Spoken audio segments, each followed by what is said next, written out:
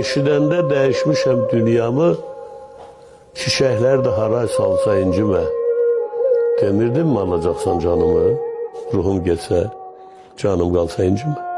Heç bildin mi səndən nələr çəkdi can, dərdlərindən bildin necə çöktü can, bir dənə idi, elə bildin çoxdu can, vicdanda qanım qalsa incimə. Canım oldu məni cana gətirən, ayrılığı ətə qana gətirən, kölgəsində min canlar itirən adam qalsa, sanım qalsa incimə. İstəməzdim ömrün olan bağ olsun, mənsizliyin bir dözülməz dağ olsun.